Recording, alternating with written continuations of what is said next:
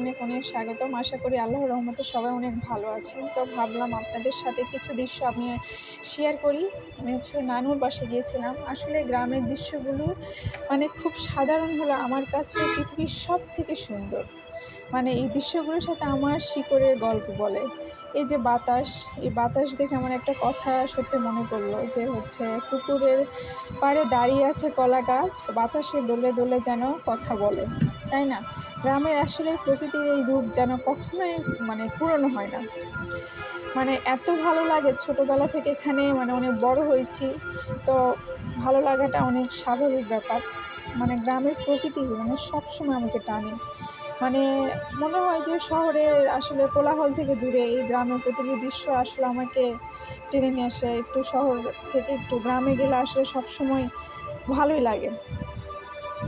তো গ্রামের এই দৃশ্য কার কার ভালো লাগলো অবশ্যই আমাকে জানাবেন কমেন্টে।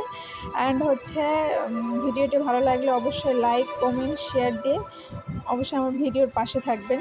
তো সবাই ভালো থাকবেন, সুস্থ থাকবেন অ্যান্ড আমার জন্য দোয়া করবেন। Tata, bye bye.